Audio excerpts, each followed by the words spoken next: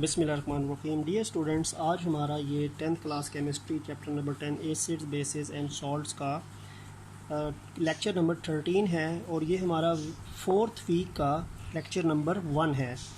Topic जो आज हमने शुरू में डिस्कस करना है, these are basically acid base indicators.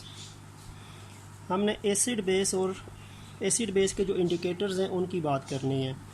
तो पहली बात तो ये है कि इंडिकेटर्स क्या होते हैं।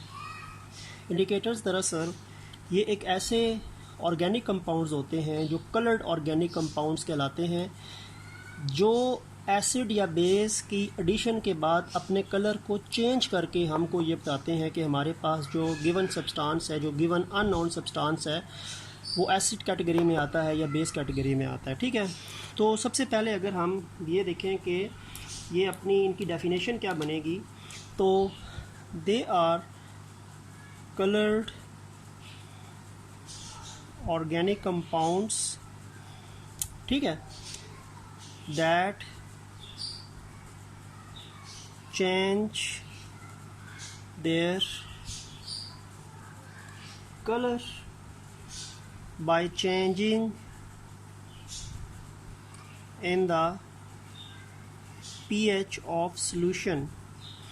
यानी इंडिकेटर्स ऐसे कलर्ड ऑर्गेनिक कंपाउंड हैं जो अपने कलर को चेंज करेंगे जैसे जैसे pH ऑफ सॉल्यूशन के, यानी सॉल्यूशन की pH में चेंज आता जाएगा। तो सॉल्यूशन की अगर pH कोई भी है तो उसके चेंज होने की वजह से जो ये कलर्ड ऑर्गेनिक कंपाउंड्स हैं इनका कलर भी चेंज होगा। इन अदर वर्ड्स कि आपके पास एक गिवन सॉल्यूशन एक स्पेसिफिक pH के में मौजूद है, हमने ये इंडिकेटर उसके अंदर डालना है और इंडिकेटर डालने के नतीजे में इस इंडिकेटर ने जो एक स्पेसिफिक pH पे अपना कलर चेंज करना है, शो करना है, इसने वो चेंज करना है या शो करना है, जिसकी वजह से हमारे पास वो गिवन सब्सटेंस एसिड है या बेस है उसका हमें पता चल जाता है। ठीक है, तो यानी एक गिवन सॉल्यूशन की एक स्पेसिफिक pH होगी जिस पे हमारा ऐड हुआ इंडिकेटर एक ख़ास कलर शो करेगा, और वो जो कलर उस इंडिकेटर ने उस ख़ास pH पे शो करना है वो दरअसल उसकी इंडिकेशन शो होगी कि वो आपके पास जो गिवन सॉल्यूशन है वो किस कैटेगरी से बिलोंग करता है। तो ये कलर्ड ऑर्गेनिक कंपाउंड्स होते हैं जो अपना कलर चेंज करके हमें किसी भी केमिकल सब्सटेंस की एसिडिक या बेसिक नेचर के मुतालिक जो है वो बताते हैं। ठीक हो गया। अच्छा, तो हम ये कह सकते हैं कि इसमें जो स्टार्टिंग है वो आपके पास कौन सी इंडिकेटर का हम जिक्र करेंगे। तो देखें, सबसे पहले तो हमने लास्ट लेक्चर में भी बात की थी, एक आपके पास आपको पता है कि pH पेपर होता है, pH पेपर, और pH पेपर को हम यूनिवर्सल इंडिकेटर भी कहते हैं। ठीक है, क्योंकि ये यूनिवर्सल इंडिकेटर इसलिए हम कहते हैं कि ये एक तो आपको ये बताता है कि आपके पास सॉल्यूशन एसिडिक, बेसिक या न्यूट्रल किस नेचर से बिलोंग करता है। सेकेंडली आपको ये भी बताएगा कि आपके पास एसिड स्ट्रॉन्ग है या वीक है, बेस स्ट्रॉन्ग है या वीक है, तो वो तो यूनिवर्सल इंडिकेटर है। और उसमें आपको क्या होता है, pH पेपर हम डिप करते हैं एक सोल्यूशन पे अननोन सॉल्यूशन में, और pH पेपर का जो है वो कलर चेंज होता है, और जो कलर चेंज होता है वो हम उस pH पेपर के साथ मौजूद जो एक स्केल होता है उससे मैच करते हैं। जैसा कि आप ये देखें तो ये कलर चार्ट बना हुआ है, हमारा चेंज हुआ कलर इन फिगर 10.2 में मौजूद किसी भी कलर से मैच करेगा, वो कलर एक स्पेसिफिक pH शो करेगा, तो वो सॉल्यूशन की pH होगी। हर कलर की अपनी ख़ास pH है, तो हमारा चेंज हुआ कलर और ये जो कलर है यहाँ पे लिखा हुआ, इसे हमने मैचिंग करके उस सॉल्यूशन की pH फाइंड करनी है, और फिर हमें ये आइडिया हो जाएगा कि आइदर वो किस नेचर से बिलोंग करता है। तो ये तो कॉमन सा मेथड था। इसके अलावा एक बहुत ही कॉमन और भी एसिड बेस इंडिकेटर है, और उस एसिड बेस इंडिकेटर का नाम लिटमस पेपर है। ठीक है, वैसे वो लिटमस इंडिकेटर कहलाता है। लिटमस सॉल्यूशन भी होता है, लिटमस पेपर भी होता है। ब्लू लिटमस सॉल्यूशन या रेड लिटमस सॉल्यूशन या ब्लू लिटमस पेपर या रेड लिटमस पेपर, उनकी आप कह सकते हैं कि सॉल्यूशन यानी लिक्विड फॉर्म में भी होते हैं या फिर एक पेपर स्ट्रिप की फॉर्म में भी होते हैं। तो काम वो एक ही है, वो एसिड बेस की इंडिकेशन आपको बताते हैं। अब लिटमस पेपर जो हैं ये दो तरह के हैं, एक होता है जी ब्लू लिटमस पेपर और एक होता है जी रेड लिटमस पेपर। अच्छा, अब ये करते कैसे हैं। अगर मेरे पास एसिड है ना, अगर मेरे पास एसिड है तो उसने भी एक लिटमस पेपर के अंदर चेंजिंग देनी है, और अगर मेरे पास बेस है तो उसमें भी ख़ास लिटमस ने चेंजिंग देनी है। अब देखें, अब जो मेरे पास रेड लिटमस पेपर है उसका ब्लू हो जाना, if I have a red litmus paper, अगर मेरे पास रेड लिटमस पेपर है उसको मैं एक सोल्यूशन में डिप करूं जो बेस है, और कलर जो होगा वो इट विल टर्न्स ब्लू, यानी रेड लिटमस पेपर का ब्लू हो जाना इस बात की इंडिकेशन है कि आपके पास सोल्यूशन जो है वो बेस है, ठीक है। और ब्लू लिटमस पेपर का रेड हो जाना, सेकेंडली ब्लू लिटमस पेपर का रेड हो जाना, turns rid of the blue litmus paper, इस बात की इंडिकेशन है कि सोल्यूशन आपके पास एसिड है। तो पहली बात तो ये हमने जब चैप्टर स्टार्ट किया था तो हमने कैरेक्टरिस्टिक्स ऑफ एसिड बेस जब पढ़ा था तो उसमें हमने ये बात डिस्कस कर ली थी कि कौन सा लिटमस पेपर किस सोल्यूशन के लिए होता है। तो एसिड जो है वो ब्लू लिटमस पेपर को रेड करता है, और बेस जो है वो रेड लिटमस पेपर को ब्लू करता है। रेड लिटमस पेपर का एसिड पे, यानी एसिड का रेड लिटमस पेपर या रेड लिटमस पेपर का एसिड पे कोई इफेक्ट नहीं है, इसी तरह ब्लू लिटमस पेपर पर बेस का कोई इफेक्ट नहीं है। तो यानी ब्लू का रेड होना एसिड की इंडिकेशन है, रेड का ब्लू होना बेस की इंडिकेशन है। रेड का रेड रहना इसका मतलब है कि आपके पास एसिड आपने अप्लाई करे हैं रेड लिटमस सोल्यूशन पे, और ब्लू का ब्लू रहना इसका मतलब है कि आप बेस अप्लाई कर रहे हैं ब्लू लिटमस पेपर के। तो यानी एसिड का रेड लिटमस पेपर पे कोई इफेक्ट नहीं होगा, बेस का ब्लू लिटमस पेपर पे कोई इफेक्ट नहीं होगा। हाँ, ब्लू का रेड हो जाना एसिड की इंडिकेशन है, और रेड का ब्लू हो जाना एसिड की बेस की इंडिकेशन है, ठीक है। तो यानी ये तो आपके पास लिटमस पेपर डिप करें, डिप करने के बाद रेड लिटमस पेपर ब्लू हो गया तो इसका मतलब है बेस है, ब्लू लिटमस पेपर रेड हो गया तो इसका मतलब है एसिड है। ये तो एक सिंपल सी इंडिकेशन है जो कलर चेंजिंग से आपको सोल्यूशन की नेचर के बारे में बता देती है, ठीक है। अच्छा, इसमें फिर मज़ीद 3 तरह के इंडिकेटर्स का आपकी बुक में ज़िक्र है, और वो ज़िक्र आपके पेज नंबर 31 पे है। उसी के हवाले से एक सेल्फ असेसमेंट भी है, नीचे टेबल में भी लिखा हुआ है। अब वो एक तरह से टेबल 10.3 में उन तीनों की बात हुई है। 3 एसिड बेस इंडिकेटर्स को उसने बता दिया है। एक और acid base indicator methyl red के नाम से है, एक ब्रोमोथाइमोल ब्लू के नाम से है, और एक और जो है वो फिनोल्फ्थलीन के नाम से है। यानी एक तो हमने यूनिवर्सल इंडिकेटर की बात की, ठीक है, जिसको डिप करें कलर चेंज होगा, वो आपने पीएच कलर चार्ट से मैच करके acidic basic strength along with their chemical nature बतानी है। एक हमने लिटमस पेपर की बात की, लिटमस पेपर आपने डिप करना है, लिटमस पेपर कलर चेंज करेगा तो वो भी एसिड बेस की इंडिकेशन होगा। ये 3 और इंडिकेटर्स हैं, एक मिथाइल रेड है, एक ब्रोमोथाइमोल ब्लू है, और एक फिनोल्फ्थलीन है। इसमें जो मिथाइल रेड है ना, मिथाइल रेड जो है मैं यहाँ पे आगे मेंशन कर देता हूँ कि एसिडिक या बेस सोल्यूशन में क्या कलर होगा। जो मिथाइल रेड होता है ना, एसिड सोल्यूशन में इसका कलर रेड ही रहता है, यानी कलर अपना चेंज नहीं करता, और बेस सोल्यूशन में ये येलो हो जाता है। तो मिथाइल रेड का येलो हो जाना इस बात की इंडिकेशन है कि वो सोल्यूशन बेस है, और मिथाइल रेड का रेड ही रहना इस बात की इंडिकेशन है कि सोल्यूशन जो है वो एसिडिक है। ब्रोमोथाइमोल ब्लू जो है ये एसिडिक सोल्यूशन के अंदर जो है ये येलो हो जाएगा, और बेसिक सोल्यूशन में ये ब्लू ही रहेगा। मिथाइल रेड की बेसिकली बात यह है कि मिथाइल रेड जो है ना, इसका कलर रेड है, और ये एसिड में रेड ही रहता है, कलर चेंज नहीं करता, बेस में येलो होता है। ब्रोमोथाइमोल ब्लू का कलर जो है वो ब्लू है, ये बेस में ब्लू होगा, एसिड में यानी बेस में ब्लू ही रहेगा, एसिड में येलो हो जाएगा। और फिनोल्फ्थलीन जो है ये एसिड में कलरलेस होगा। कलरलेस का मतलब है transparent, just like water, it has no colour. और अगर ये बेस सोल्यूशन में डालें तो ये इट विल टर्न पिंक हो जाएगा। तो फिनोल्फ्थलीन का बेस में पिंक हो जाना, एसिड में कलरलेस हो जाना, इंडिकेटर के तौर पे इसको यूज़ करने की बात होगी। ब्रोमोथाइमोल ब्लू का बेस में ब्लू ही रहना, एसिड में येलो हो जाना, इसको इंडिकेटर साबित करता है।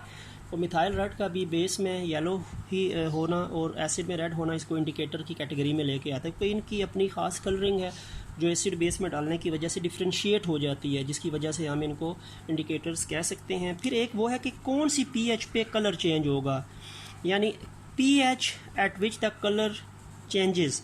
मिथाइल ये जो रेड है ये 5.5 pH पे कलर चेंज करेगा। 5.5 के बाद येलो, 5.5 से पहले रेड। ब्रोमोथाइमोल ब्लू 7 pH पे कलर चेंज करेगा, यानी वो pH जिस पे कलर चेंज होगी ब्रोमोथाइमोल ब्लू की वो 7 pH है। और 9 जो है वो फिनोल्फ्थलीन का pH है जिस पे कलर चेंज होता है। तो pH at which colour changes is basically 5.5 for methyl red, 7 for bromothymol blue and 9 for phenolphthalein. 9 colour changing point है, ठीक है। 9 से पहले कलरलेस, 9 के बाद पिंक, 7 से पहले येलो, 7 के बाद ब्लू, 5.5 होने पे येलो, उससे पहले जो है वो रेड। तो ये pH जिस पे कलर चेंज होता है उसके बारे में भी वैल्यूज़ आपको पता होनी चाहिए। क्वेश्चन बन सकता है जिसको अभी हम सेल्फ असेसमेंट में देख लेते हैं। तो एक सेल्फ असेसमेंट जो आपके पास है वो इसी पेज पे है, 10.4 पे है। 10.4 page number 31, self assessment number 10.4। ये जो भी हमने टेबल पढ़ा है उसके हवाले से ये है। पहला सवाल तो यही है कि कोई से 3 एसिड बेस इंडिकेटर्स के नाम लिखें। जो भी हमने पढ़े उन्हीं के लिख लेते हैं। एक लिख लें जी ब्रोमोथाइमोल ब्लू, यानी write the names of any 3 acid base indicators. Bromothymol blue लिख लें, मिथाइल रेड लिख लें, ठीक है, और फिनोल्फ्थलीन लिखें। तो ये तो 3 इंडिकेटर्स हैं जो क्वेश्चन नंबर 1 का आंसर बन जाएंगे। दूसरा सवाल ये है कि मिथाइल रेड जो आपके पास इंडिकेटर है pH 4 पे क्या कलर बनेगा उसका, और pH 9 पे क्या कलर बनेगा। बात किसकी हो रही है? बात हो रही है मिथाइल रेड की। यानी what will be the colour of methyl red in solution pH 4 and in solution of pH 9। देखिए जो भी हमने इससे पहले वो आपके टेबल 10.3 के हवाले से बात की है कि मिथाइल रेड जो है वो 5.5 पे अपना कलर चेंज करता है। 5.5 उसकी कलर चेंजिंग pH है। 5.5 से पहले वैल्यू क्या 4 5.5 से पहले है ना, तो इसका मतलब है कि उसका कलर जो है वो रेड होगा। 5.5 से पहले है वो रेड होगा। 5.5 के बाद 9 5.5 के बाद आता है ना, तो उसमें उसका कलर जो होगा वो येलो होगा, ठीक है। तो pH 4 पे रेड कलर है और pH 9 पे येलो कलर है मिथाइल रेड की, क्योंकि वो 5.5 उसका कलर चेंजिंग pH का नंबर है। तीसरा सवाल ये है कि एक ब्रोमोथाइमोल ब्लू आपने एक सोल्यूशन में डाला तो कलर ब्लू आ गया। अच्छा, ब्रोमोथाइमोल ब्लू का ब्लू कलर होना किस बात की इंडिकेशन है कि आपके पास सोल्यूशन जो है वो बेसिक है। तो इसका आंसर ये बनेगा कि solution is basic, solution base है तो कलर ब्रोमोथाइमोल ब्लू का ब्लू है। अच्छा, इसी के हवाले से चौथा सवाल पूछ रहा है कि अगर वो जो कलर ब्लू हो गया है एक सोल्यूशन का ब्रोमोथाइमोल ब्लू की एडिशन के बाद, तो वो किस pH पे फॉल करेगा?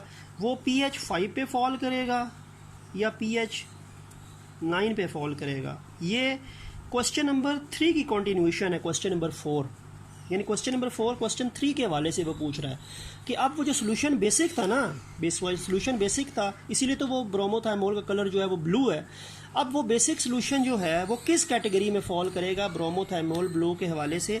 आइदर वो pH 5 पे या pH 9 पे। तो आंसर जो है वो pH आप कह सकते हैं 9 है। pH 5 तो हो नहीं सकता क्योंकि pH 5 जो है 7 से पहले है, तो 7 से पहले तो एसिड होता है और एसिड में ब्लू कलर तो नहीं होगा, एसिड में तो येलो कलर होगा। तो कलर चेंज होना 7 pH के बाद शुरू होता है और 7 pH के बाद वो ब्लू होगा। सोल्यूशन बेसिक है इसीलिए कलर ब्लू है। और ब्लू कलर किस pH पे आता है? 7, यानी 7 वो पॉइंट है, 7 के बाद है ना, तो 9 वैल्यू 7 के बाद है ना। 5 पे तो वो एसिडिक होगा, येलो कलर होगा, तो pH 9 जो है वो इसका आंसर बन जाएगा, ठीक है। तो ये आपकी सेल्फ असेसमेंट जो है वो भी कवर हो गई, एसिड बेस इंडिकेटर्स का जिक्र भी हमने कर लिया, ठीक हो गया।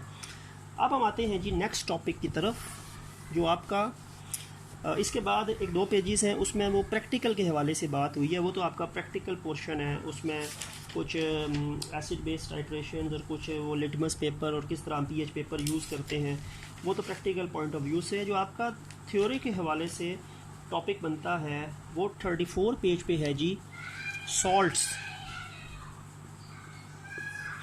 देखें पहली बात तो ये है कि अगर हम सॉल्ट की डेफिनेशन लिखें तो सॉल्ट जो हैं they are the ionic compounds. Ionic bond है तो आयनिक कंपाउंड्स है, और आयनिक बॉन्ड किसके दरमियान होता है? मेटल के दरमियान होता है, नॉन मेटल के दरमियान होता है। तो salts are basically the ionic compounds which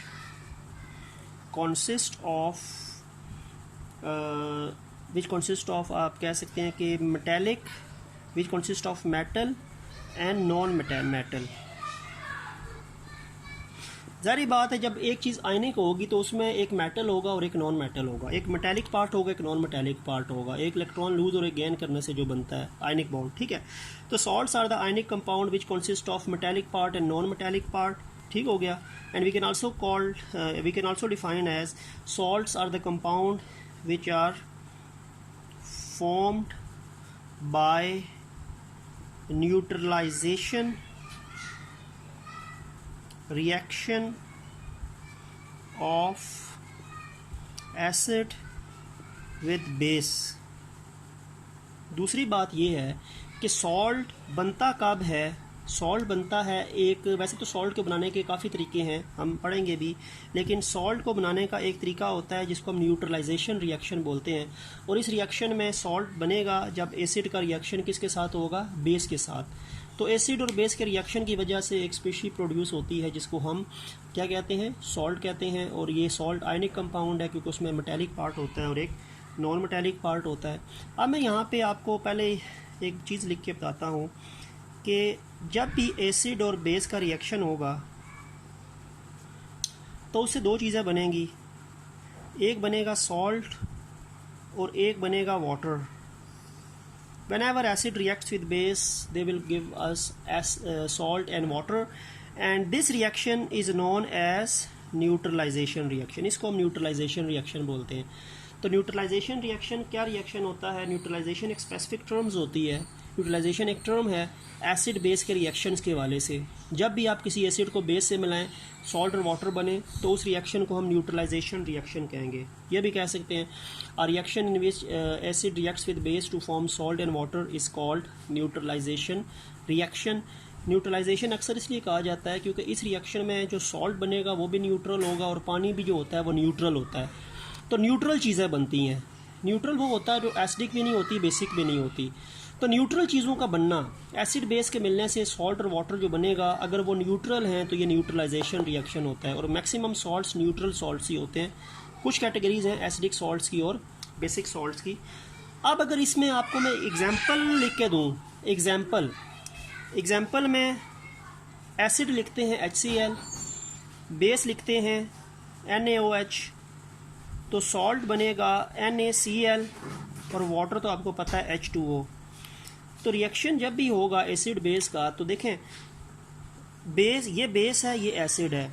acid की तरफ से नॉन मेटल और बेस की तरफ से मेटल कंट्रीब्यूट होगा सॉल्ट के बनने में। देखिए सॉल्ट NaCl है ना, इस सॉल्ट के बनने में एक मेटेलिक पार्ट है Na और एक नॉन मेटेलिक पार्ट है Cl। तो मेटेलिक पार्ट बेस की तरफ से आता है और नॉन मेटेलिक पार्ट एसिड की तरफ से आता है। एसिड ने नॉन मेटल कंट्रीब्यूट करना है सॉल्ट की फॉर्मेशन में और बेस ने मेटल कंट्रीब्यूट करना। मेटल सोडियम मेटल है, क्लोरीन जो है वो नॉन मेटल है। तो आपके पास सॉल्ट क्या बना? NaCl। तो इस NaCl में Na बेस साइड से आया जो मेटल है और Cl एसिड साइड से आया जो नॉन मेटल है। तो NaCl एक न्यूट्रल सॉल्ट है और H2O भी न्यूट्रल स्पीशी है। तो ये न्यूट्रल चीज़ों का बनना न्यूट्रलाइजेशन जो है वो कहलाता है, ठीक है। और इसको अगर मैं थोड़ा सा और डिस्क्राइब करूँ, वो ये है कि मैं एक सॉल्ट की एग्जांपल लिखता हूँ तो मैं आपको थोड़ा मज़ीद बता सकता हूँ। जैसे कि मैंने एक सॉल्ट लिखा NaCl, सोडियम क्लोराइड, ठीक है, ये सॉल्ट है। इस सॉल्ट के बनने में ज़ाहिरी बात है कि इस सॉल्ट के बनने में ये जो आपके पास Na है, ये Na मेटल है, ये Na मेटल है और ये जो Cl है ये नॉन मेटल है। Na मेटल है, Cl नॉन मेटल है, ठीक हो गया। पहली बात तो ये है कि सोडियम मेटल है, क्लोरीन नॉन मेटल है। सोडियम ग्रुप 1 से है, क्लोरीन ग्रुप 7 से है। और ये जो मेटल है इसको कौन कंट्रीब्यूट कर रहा है? इसको कंट्रीब्यूट कौन कर रहा है? इसको कंट्रीब्यूट कर रही है बेस। बेस कंट्रीब्यूट कर रही है मेटल को, और ये नॉन मेटल जो है इसे कौन कंट्रीब्यूट कर रहा है? इसे कंट्रीब्यूट कर रहा है एसिड। तो ये जो सॉल्ट बन रहा है इसमें एक पार्ट एसिड का है, एक बेस का है। जो बेस का पार्ट होता है वो मेटल होता है Na, जैसे यहाँ पे है, और एसिड का जो पार्ट है वो नॉन मेटल है, जैसे क्लोरीन है। तो इसमें एक एसिड रेडिकल होता है, एक base radical. Sodium acid radical कहलाएगा, क्लोरीन जो है वो बेसिक रेडिकल कहलाएगा। तो salt consist of metal and non metal. Metal is contributed by base and non metal is contributed bye acid. और मेटल नॉन मेटल जारी बात है आयनिक कंपाउंड को बोलते हैं, तो ये वाटर में सॉल्युबल भी होंगे, ठीक है। ये स्ट्रॉन्ग बॉन्ड होगा, आयनिक बॉन्ड के करैक्टरिस्टिक्स की तरफ देखें, पॉजिटिव नेगेटिव चार्जेस होते हैं, ठीक है। तो उस वाले से फिर जो आयनिक कंपाउंड की तमाम प्रॉपर्टीज़ हैं वो इन सॉल्ट्स पे अप्लाई होंगी जो न्यूट्रलाइजेशन की वजह से बनते हैं। तो आज का लेक्चर हमारा ये सॉल्ट की थोड़ी बहुत इंट्रोडक्शन के हवाले से है। इंशाल्लाह नेक्स्ट लेक्चर जो होगा वो हमारा सॉल्ट की मज़ीद डिटेल, कुछ न्यूट्रलाइजेशन रिएक्शंस को हम स्टडी करेंगे, उनको बैलेंस कैसे करते हैं, तो वो सारा टॉपिक होगा। फिर यूजेस ऑफ सॉल्ट्स की तरफ आएंगे। तो बाकी टॉपिक्स जो होंगे वो हम नेक्स्ट लेक्चर में डिस्कस कर लेंगे। आज का लेक्चर उम्मीद है कि सिंपल का आपको इसकी अंडरस्टैंडिंग होगी। तो नेक्स्ट लेक्चर तक के लिए अल्लाह हाफिज़।